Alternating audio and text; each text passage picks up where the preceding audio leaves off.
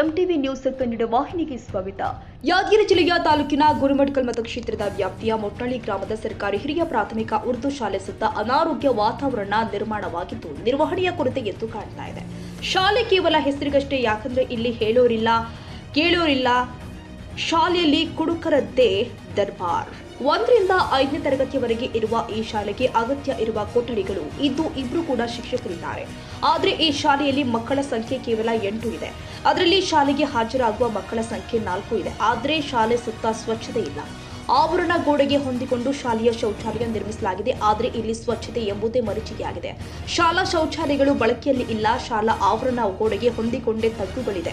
ಇದಕ್ಕೆ ಸಮೀಪದಲ್ಲಿ ಬಿಸಿಯೂಟ ತಯಾರಿಸುವ ಕೊಠಡಿ ಇದೆ. ಮಕ್ಕಳು ಆವರಣ ಗೋಡೆ ಮೇಲೆ ಆಟವಾಡುವುದು ಸಾಮಾನ್ಯವಾಗಿದ್ದು, ಪಕ್ಕದಲ್ಲೇ ವಿದ್ಯುತ್ ತಂತಿ ಇದೆ. ಮಕ್ಕಳು ವಿದ್ಯುತ್ ತಂತಿ ಹಿಡಿದು ಏನಾದರೂ ಅನಾಹುತವಾದ್ರೆ ಎಂಬ ಆತಂಕ ಪಾಲಕರನ್ನ ಕಾಡ್ತಾ ಇದೆ. ಆದರೆ ಇಲ್ಲಿರುವ ಶಿಕ್ಷಕಿಯರಿಗೆ ಶಾಲೆಯ ಬಗ್ಗೆ ಸ್ವಲ್ಪನಾದ್ರೂ ಜವಾಬ್ದಾರಿ ಎನ್ನುವುದೇ ಮರೆತು ಹೋಗಿದೆ ಎನ್ನುವ ಆರೋಪಗಳು ಕೇಳಿ ಬರ್ತಾ ಇವೆ.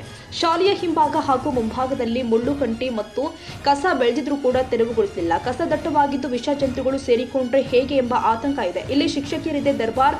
ಇವರು ಏನ್ ಮಾಡ್ತಾರೋ ಅದೇ ದರ್ಬಾರ್. ಒಟ್ಟಾರೆ ಹೇಳಬೇಕು ಅಂದ್ರೆ ಇಲ್ಲಿ ಹೆಸರಿಗಷ್ಟೇ ಶಾಲೆ. ಈಗಲಾದ್ರೂ ಅಧಿಕಾರಿಗಳು ಎಚ್ಚೆತ್ತುಕೊಂಡು ಶಾಲೆಯ ಅಭಿವೃದ್ಧಿ ಮುಂದಾಗಬೇಕು ಹಾಗೂ ಇಲ್ಲಿರುವ ಶಿಕ್ಷಕಿಯರಿಗೆ ವರ್ಗಾವಣೆ ಮಾಡಿ ಶಾಲೆಗೆ ಉತ್ತಮ ಶಿಕ್ಷಕರನ್ನ ನೇಮಕ ಮಾಡಬೇಕು ಎನ್ನುವುದೇ ಗ್ರಾಮಸ್ಥರ ಆಶಯವಾಗಿದೆ.